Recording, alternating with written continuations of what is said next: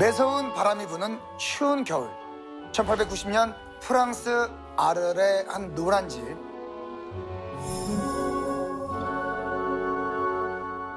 추위에 떨고 있는 한 남자가 있습니다. 그때 똑똑똑 누구세요? 오우 씨 편지 왔어요. 내 동생 태호. 그래, 내 동생 태호한테 편지가 왔구나. 봉투, 몽듀. 봉투를 봉투라고 다시 하세요. 돈 봉투를 알았나 봐. 몽듀. 팔렸다니. 아르레 붉은 포도밭이 팔렸다니. 내 작품이 처음으로 팔렸다니. 드디어 처음으로 희망이 생겼어. 그래, 다 고우. 드디어 내 재능이 인정받게 됐구나. 몽듀. 고우가 그림을 그리기 시작한 지 10년 만에야 처음으로 웃었던 순간이었어요. 서프라이즈 느낌이 좀 나요. 그림이 안 팔려 시룩하게 가라냈던 고우. 이게 그거요. 고우는 끼니를 때울 돈이 없어서 나흘간 커피 23잔으로 버틴 적이 있을 만큼 고된 시간을 10년째 버티고 있었는데요. 그런 그에게 아르레 붉은 포도밭이 팔린 건 정말 기적과도 같은 일이었습니다. 고우는 이 기쁜 소식을 그 누구보다 어머니께 가장 먼저 알리고 싶었죠.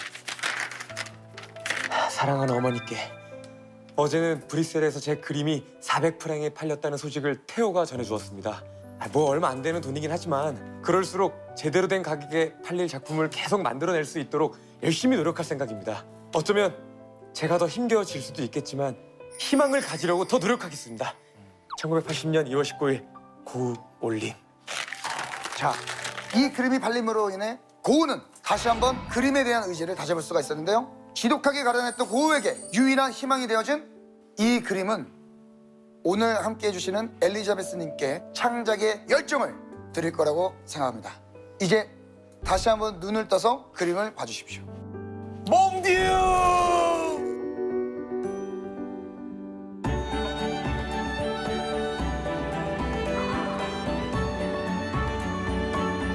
400프랑이면 저 당시 어느 정도였을까요? 400프랑. 그 당시 아르레에서 한 달 생활비가 고우가 썼던 돈이 대략 한 200프랑 정도 되고요. 2달치. 예, 그리고 보통 일반 기술 없는 노동자가 하루 일당이 한 4프랑 정도였고요. 그러면은 세 달 현재 한 몇십만 원 정도. 몇백만 원 되겠는데? 뭐 조금 보면은 한 200이지만 넉넉히 보면 한 400만 원 정도의 가치에 팔렸다고 보는데요. 그렇게 후한 값은 아닙니다.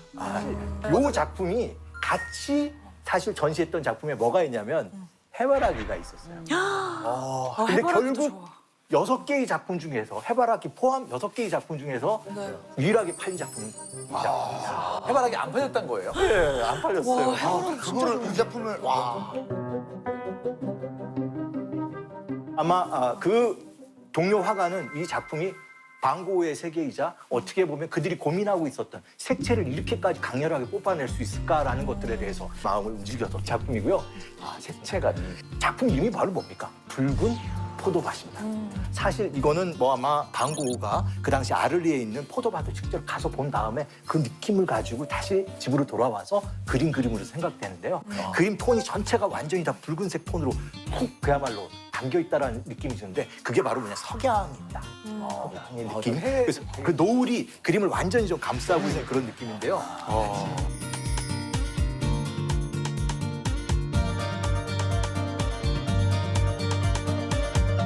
어떻게 보면 다가올 20세기의 그 컬러필드 페인팅이라고 하는 올 오버 전체 화면을 붉은색 아니면 파란색 톤으로 칠하는 그런 회화를 이미 암시하고 있는 작품입니다.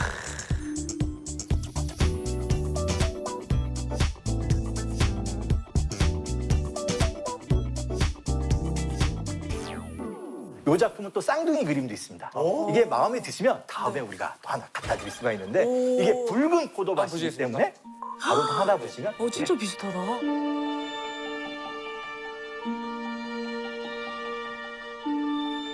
저게 난데? 저기도 있고. 훨씬 야, 저거 보지. 이 그림을 보면은 전면에 진짜 포도 넝쿨이 완전히 넘쳐나서 막 익어가는. 그리고 요거는 그것들이 완전히 붉게 타오르는. 정말 흥미롭게도 이 작품이 팔릴 때 비슷한 시기에 처음 제대로 된 어떻게 보면 평론가의 글까지 받아요. 그래서 극찬을 또 받고요. 아마 방고흐의 작품 세계를 얘기할 때 가장 어떻게 보면은 그가 색채의 어떤 세계로 넘어가는데 막 신경을 줬던 그런 작품이라고 감히 말씀드릴 수 있겠습니다.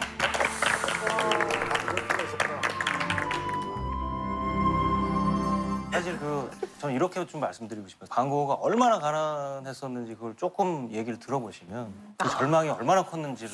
그렇죠. 가난한 정도. 그러니까 밥 대신 뭐 커피로 그냥 몇 날 며칠을 때우는 경우는 뭐 부지기수였고 그냥 진짜 안 좋아했지. 커피도 아니고 담배로 그냥 끼니를 몇 날 며칠 이렇게 해결하는 경우도 있었다고 해요. 담배가 막혔으면 컵라면 몇 개는 어떡하게 라면이 없었겠죠. 꼬라김치까지 가능한 얘기죠? 그러니까 바게트 한 3개는 사실 때 말이죠. 커피만 줄였어도 왜냐면 담배 비싸거든요, 네덜란드.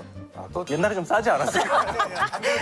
아니 근데 이제 직접 이제 말아서 피는 경우도 말아 폈다고 많으니까. 그렇죠. 알아팠겠죠. 그렇게 살다 보니까 치아를 한 10개 정도를 빼가지고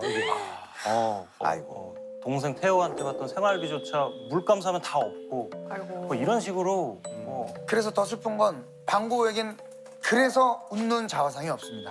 아, 입을 보일 수가 없는 네네네네. 거군요. 자화상에 마음이 가네요. 끝내는 자화상이잖아요. 그래서 자화상이잖아요. 네. 결론이 이렇게 가. 그림을 잘 훔치셨어요. 그림을 그렸는데 이미 뭐 앞뒤 면은 다 썼고 계속 덧대면서 그림을 그린 거예요. 덧대고 덧대서. 아, 왜냐면 그림도 안 팔리고 가난했지만 고는 굉장히 물감을 많이 쓰는 스타일이에요. 네, 매일매일 그림을 저렇게 많이 그려내는 정도에다가 되게 띡하게 그렸잖아요. 그리고 물감도 많이 쓰는 상황이면 태호가 그 정도는 지원을 해줬을 것 물감 같아요. 정도는. 네, 근데 돈을 못 버니까. 그가 아마 동생이 없었으면 어땠을까라는 생각이 들긴 해요. 동생이 어떻게 보면 마지막 그의 삶의 보루이자 가장 큰 후원자였는데요. 상당히 성공한 그 아트 딜러였기 때문에 형도 지원해주고 여러 뭐 작가들도 지원하면서 나름 성공을 했어요.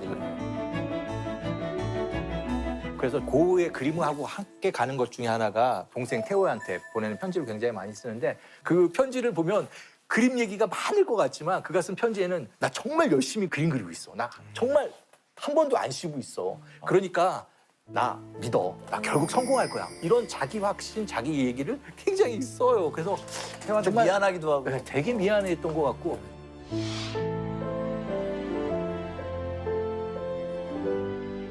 그게 아마 그 삶의 어떻게 보면 그림자 중에 한 축이었다고 저는 생각을 해요. 그러니까 내가 보기엔 그 당시에는 많이 무시당했던 것 같아. 그렇죠, 그렇죠. 그러니까 자기 처세도 못하는 사람. 자존감도 낮았을 것 같아요. 이걸 보시면 좀 공감을 할 수 있지 않을까? 고흐는 자신을 비유한 그림을 그려보라는 얘기에 이 그림을 그리게 됩니다. 본인 스스로를 낡은 구두로 표현을 한 거예요. 예. 어떠세요? 이 구두 보시니까? 아니 제가 일부러 그러는 게 아니라 이것도 또 하나의 자화상 같아가지고. 이런 모든 얘기가 저희 그림에 유리한 얘기 같아요. 왜냐면 이런 얘기를 할수록 우리 엘리자베스는 이 그림을 보고 있어요. 저기도 난리예요, 다. 고우가 없어요. 그리고 수학을 하잖아, 수학을 배불르게 먹으려고. 말할수록 밥 주는 거야, 밥 주는 거야. 철수야, 밥 먹어라, 지금 이거 아니 그리고 우리가 해야 될 얘기 다 해주고 있어. 예, 예. 몇번 해보세요. 예. 그러면 뭐 녹화 이 정도면 된 것 같아요. 마무리할까요? 무슨 얘기를 해도 그래도 저희는 자, 계속 다가가 보겠습니다. 얘기해 보시죠. 얼마나 힘들게 살아요. 얼마나 고삐판 삶을 살았는지 동생 태호에게 이제 보낸 편지만 봐도 아, 이제 움직인다. 이게 알 수가 있죠. 1886년 2월에 쓴 편지에 보면은 1885년 5월 이후에 고흐는 그 갓 지은 밥 그거를 6번밖에 못했다고 합니다. 거의 그러니까 이 7개월. 자화상 보세요. 얼마나 말랐어요. 이것도 이제 치아가 10개가 없어 사실 여기가 이제 다 이제 무너지면서 그게 다 여기 모습이 나와 있어. 입을 못 벌리잖아요. 이분이지만 나처럼 입을 못 벌리잖아. 쓰러져 가던 무너져 가던 나의 이 상황을 이 그림을 통해서 다시 한번 자존감을 올리게 된 계기가 되니까 이 그림을 선택해 주는 게 좋지 않을까라는 생각이 아, 듭니다. 근데 아니 그 엘리님도 창작을 하시지만 창작을 하시는데 희망이 없다고 생각해요. 아, 그럼. 그렇죠. 그럼 너무 좀 더 힘들지 않겠습니까? 방고흐가 한 고흐의 약간 가장 맛있는 치즈케이크의 한 조각을 지금 보고 있다고 생각하시면 돼요. 우리 엘리자베스. 너무 멋있죠. 정말로. 근데 네. 저는 오히려 근데 그런 희망이란 단어를 들으니까 약간 반감이 생기는 것 같아요. 이들에게 그리고 이들에게 희망 고문은 하지 마세요. 살 것 같은 표정 하시면 안 됩니다. 아, 근데 아니, 진짜 편하게 얘기해 주세요. 네, 왜냐면은 저는 희망이 없어도 했어요. 그러니까 희망은 상관이 없었어요. 제가 만드는 행위를 하는 것과 그냥 상관이 없었던 거라서 그래서 굳이 꼭 그걸로 제가 어필을 다시 안 해도 한번 되는데 제가 다시 한번 그 고우의 편지를 읽어드리겠습니다. 사랑하는 어머니, 어제는 브뤼셀에서 제 그림이 400프랭에 팔렸다는 소식을 태호가 전해주었습니다. 희망을 가지고 노력해 보겠습니다. 이런 고우한테 살아생전 이런 희망, 이런 희망에 400프랭이 없었더라면 얼마나 더 절망적이면서 아마 그림을 때려쳤을 수도 있습니다. 어떻게 보면 이 그림이 없었으면 나머지 명작들이 안 나왔을 수도 있어요. 그렇지, 그렇지. 예. 절망이 너무 그러니까 그 명작이죠. 이 명작도 이 그림을 나오고 나서 명작의 아버지 같은 그런 느낌인 거죠. 얘기를 하면 할수록 저기서 바람 좀 쐬고 오겠습니다. 좋은 생각이 바람 쐬시겠어요? 그리고 본인 얼굴 좀 그려보세요. 예. 많이 다르네요, 얼굴이 처음이랑. 그러니까 사실 또 우리가 뭐 추측만 할 뿐이지만 이렇게 얼마나 가난한지 듣고 나서 조금 생각이 바뀔 수도 있어요. 더 자와. 이 정도쯤은 몰랐잖아요, 솔직히. 그러니까 그런 것 같아요. 팔린 단 한 점이라는 의미가 좀 다르게 와닿는 것 같아요. 꼭 가난했다가 드디어 한 점 팔았다, 희망을 줬다, 뭐 이것 때문이라기보다 또 제 경험을 또 빗대어 보니 그때 그 힘으로 여러 가지 어떤 기법이라고 해야 될까요? 그런 것들을 그 연마할 수 있는 힘이 생겨서 스스로 발전이 있었던 시기이기도 한 거죠. 그 가치가 되게 또 빛이 나게 또 느껴지기도 하고. 저는 근데 그 그림이 저렇게 슬프지만 밝은 색을 써서 더 슬퍼요. 그러니까 어두운 색에 어두운 자기 슬픈 걸 그리는 게 아니라 색은 항상 밝고 역동적이고 남이 잘 안 쓰는 색감. 그래서 더 슬픈 것 같아요. 사실 되게 명작들 보면 저기 밝은 것만 있는 건 아니잖아요. 더 어두운 게 많은데 그런 걸 딱 볼 때 기대치가 떨어지는 거거든요. 예를 들어서 아침에 하늘을 보는 것만으로 행복해. 이게 안 되거든요. 근데 오히려 그런 슬픔, 뭐 고독 이런 본질적인 거랑 예술 작품이랑 딱 만날 때 인생 뭐 있어? 맞아. 내가 숨 쉬고 있는 게 최고야. 뭐 그런 것들이 일어나지 않았나 싶습니다. 근데 저 쭉 궁금한 게 고우가 마셨다는 그 술 있잖아요. 압센트. 그 초록색 술. 네. 그게 70몇 도? 보통 거기다 술까지 먹은 거 아니에요?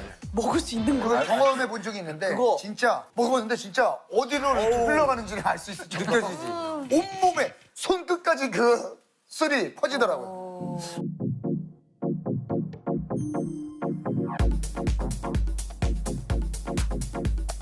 근데 저 당시 화가 중에는 그 압생트라는 술 압생트, 중독 분들이 많았고 심지어 그게 약간 그 숙성분이 지금은 그런 거를 다 조절해서 나오는데 약간 환각 작용이 있어서 그 작품 중에 이렇게 노란 이런 것들이 많은 거가 술에 의한 거 아니냐. 그러니까 약간 색을 착각한 게 아닌가. 아니면 약간 뇌전, 뇌 기능에 문제가 있어서 그렇게 보인 거 아니냐는 추측들도. 근데 분명히 짚고 넘어갈 거는 그 방고우는 그 얘기는 합니다. 자기가 그 색을 자기의 느낌대로 쓰겠다라는 얘기를 선언을 합니다. 그건 굉장히 중요한 선언입니다. 보이는 대로 그리는 게 아니라 하얀 방에 가도 붉은색을 느낄 수 있는 거 아니에요? 그런 얘기를 실제로 그 글로 쓰고 있기 때문에 물론 그런 어떻게 보면은 시각적인 착시나 환각이라는 것들이 풍에 뭐 적용 안 될 수는 없지만 분명한 건 그의 스테이트먼트로 자기가 자기 느낌, 자기 기분에 의해서 색채를 재해석하겠다. 요 말이 어떻게 보면은 20세기 추상 미술을 갖다가 예견하는 말인데요. 결국 그게 이 작품 안에 있다고 말씀드리고 있습니다. 아들의 붉은 포도밭과는 완전 대조되는 이야기로 시작이 됩니다. 때는 바야흐로 1888년 12월 23일. 모두 다 크리스마스를 막 신날 때야. 예. 그때 아르레 노란 집에서 사셨어요. 위에 꼭대기층에 이제 고갱이 온다고 해서 집을 막 해바라기 꺾어서 장식도 하고 해바라기 그림도 그려서 고갱이한테 준 선물도 막 준비할 정도로 너무 신나 있었는데 그 우정도 얼마 못 가는 거예요. 성격이 괴팍하니까. 그래서 표정이 안 좋은 거야, 고갱이. 고우가 물어보라. 어느 날 여기 떠날 생각이야? 하나밖에 없는 친구인데. 떠나면 안 되잖아. 예. 고갱이 뿌리를 지르는 거야. 난 언제든지 떠날 수 있어 이렇게. 와, 친구한테 상처 주는. 그 너무 상처를 받아가지고 몽두. 갑자기 주머니에서 뭐 탁 신문지 찢었던 거를 탁 주는 거야. 그래서 고객이 탁 펼쳐봤어. 뭐라고 써 있었게? 그 신문에 나와 있는 기사야. 뭐라고 써 있었게? 기사 내용이. 기사 내용이야, 기사 내용. 고호의 기사인가요? 아니지. 별자리 운세라고. 말도 안 되는 살인자가 탈출했다. 이런 거를 딱 주는 거야. 위험하니까 가지 마라. 뭐 우회적으로 얘기했나 보다. 자기 마음을 이런 식으로 표현하는 거지. 근데 고객이 찢어버리면서 그럼 내가 살인자란 말이야. 우리 문을 꽝 닫고 밖으로 나와버렸어. 화가 나가지고. 그래서 내 마음은 그게 아닌데 나 왜 이런 식으로 항상 다가갈까? 내가 가장 사랑하는 고객인데 난 고객이 떠나면 너무 슬플 거야. 막 이러면서 갑자기 그날 저녁에 자기 귀를 싹 하고 자른 거야. 고객이 이제 그래도 좀 잘 있나 하고 딱 들어왔는데 피가 막 철철 귀가 잘려 있으니까 더 놀란 거야. 그래서 그날 짐 싸가지고 그 집을 떠나버렸어. 아이고. 오히려 더 이제 예상은 안 되게 되겠다. 이상한 애다. 그때부터 이제 고은은 큰 절망감에 빠지면서 이제 절망감과 그 고독 속에서 그린 탄생한 그림이 바로 붕대를 감은 자화상이 되는 거거든. 그래서 솔직히 굉장히 못생긴 얼굴이 아니에요. 옛날 사진을, 흑백 사진을 봐도 굉장히 매력 있는 얼굴인데 초반에부터 계속 자화상을 그렸는데 점점 최악으로 갔던 가장 힘들어 보이는 자기의 자화상이에요.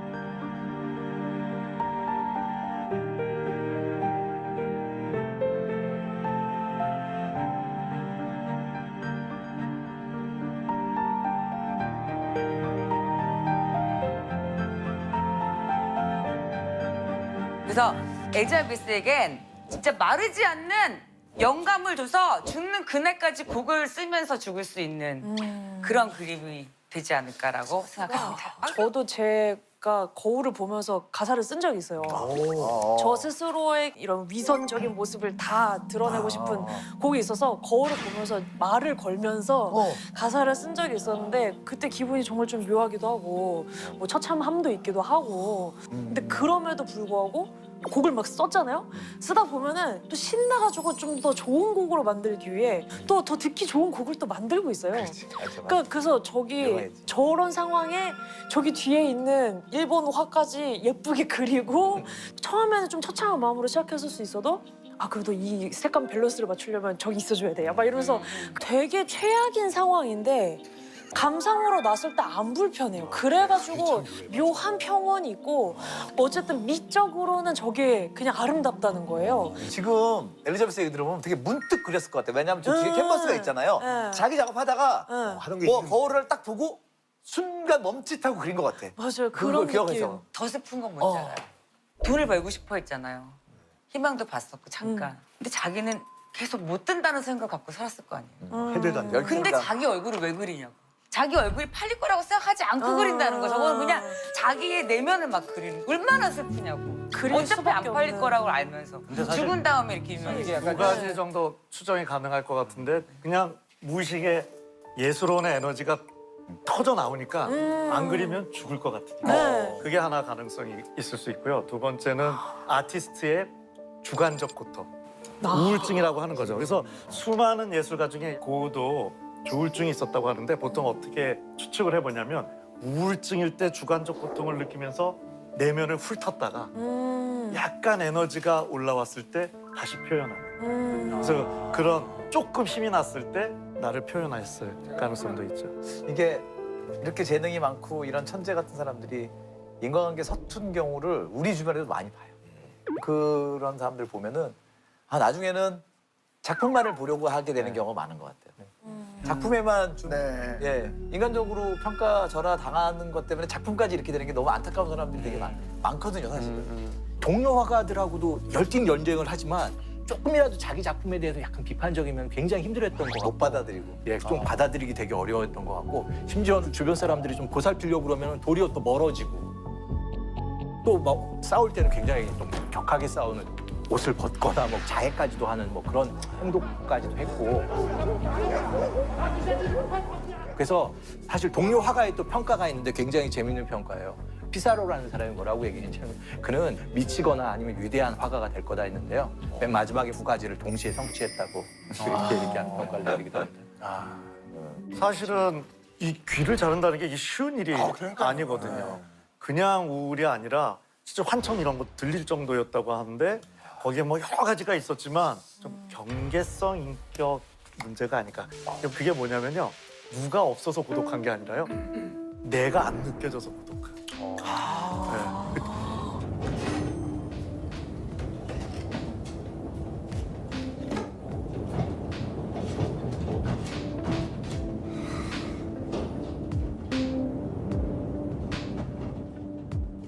어마어마한 고독인 그렇죠. 거죠. 내가 안 그래서 이런 분들이 관계가 어려운 게 누구를 끌어당겨요. 내가 없으니까. 근데 채워지는 순간 또 내가 없어지니까 미치는. 고우의 인생을 보면 그런 게 있는데 그런 특징을 가지신 분들 중에는요. 좋지 않은 거지만 통증을 느껴야 나를 느끼기 때문에 그래서 내 몸에 통증을 주는 경우도 아이고. 있어서 저는 저 고우의 눈이 그런 정체성의 고독. 아마 그것도 이제 그의 일생에서 주로 얘기하는 것 중에 하나가 고우가 맞이거든요. 실제로는 뭐 형은 일찍 낳자마자 죽었는데 자기가 맞이였는데 그 엄마가 부모님이 형 이름을 똑같이 빈센트 빌렘 반 고우라고 적었어요. 그막 차라리 죽는 게 낫다. 내 삶은 왜 이러느냐. 뭐 그런 말 되게 자주 자책하고 했다. 자의하는 성격인 것 같긴 해요. 네. 그 형에 대한 일종의 그 뭐 죄책감 아니면 형을 대신해야 된다는 이중고 뭐 아마 그런 게 있었던 것 같은데 그 죽은 형 이름을 자기가 좀 살아야 된다는 이중 압박이 있었고 심지어는 어머니가 그 큰아들에 대한 애정이 계속 있어갖고 방고를 데리고 그 묘지에도 간 적도 있고 뭐 그것도 굉장히 빈번히 그래서 그가 어렸을 때부터 약간 죽음에 대한 어떤 뭐 두려움과 또 죽은 형에 대한 부채의식 이런 것들이 있으면서 그의 우울증들이 거기서부터 아마 자라난 부분이라고도 볼 수도 있어요. 가뜩이나 좀 고독을 많이 느끼게 태어난 고우가 엄마가 내가 아닌 다른 정체성처럼 살게 하는 그런 분위기까지 같이 일어나면 좀 여러 가지 안 좋은 쪽에 불꽃이 튀었을 거 가능성이 있죠. 네. 사실은 방고우는 자기가 그래요. 자기 이때 기억 안 난다고 그래요. 근데 어떻게 기억이 나냐면 그때 있었던 고갱 측 입장만이 있는 거고 그러다 보니까 실제로는 고갱이 진짜 뭐 귀를 뱉는데도 기억을 못하는 건 아닌지 다양한 이야기들이 다 나오기는 해요. 근데 저 작품을 보게 하면 확실히 방고우가 완전히 무너지고 있을 때의 어떤 그 결정적인 순간을 보여주는 것 같은 작품입니다. 이 다음부터는 그 굉장히 힘든 시간이 다가오고요. 그가 이제 정신병원에 자가 입소하고 그것들이 계속 반복되는 그런 시기입니다.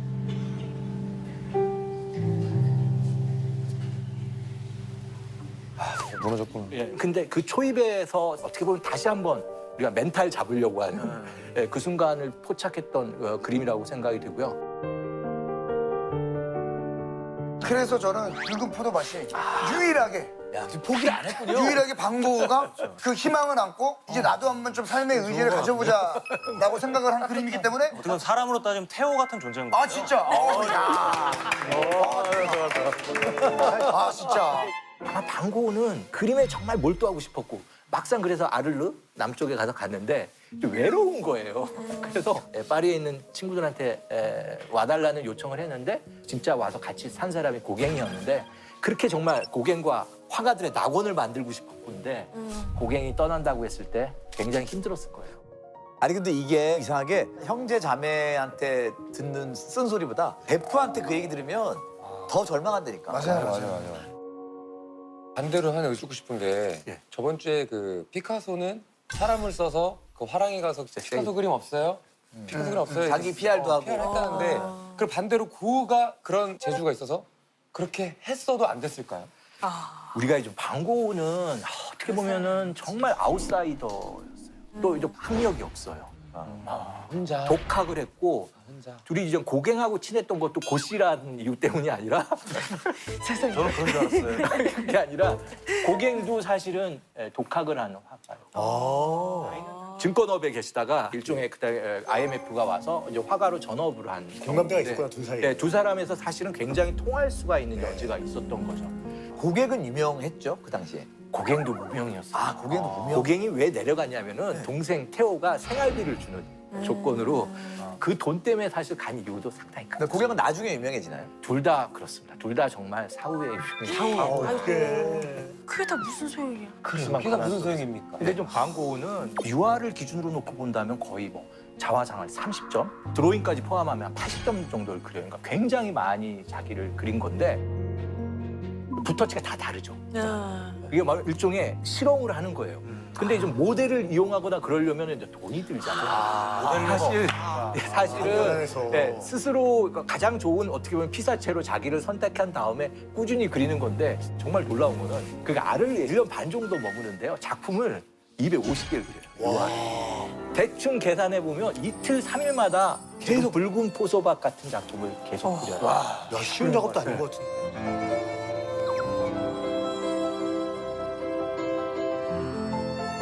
그리고 사실 그 우리가 붉은 포스밭 저런 작품을 가까이서 보시면 더 놀라실 거예요. 붓터치가 진짜 조밀해요. 그냥 대충 그린 게 아니고 그냥 굉장히 붓이 활발하게 움직이는 것 같이 보이지만 그러네요. 굉장히 밀도가 높아요. 그래서 저는 이 작품들을 보고 나서 느끼는 느낌은 이 방고 과로사 아니야? 몸을 정말 추스리지 않고 그린 그림이 이 당시 아를레에서 방고의 삶이 아니었을까 이런 생각도 하는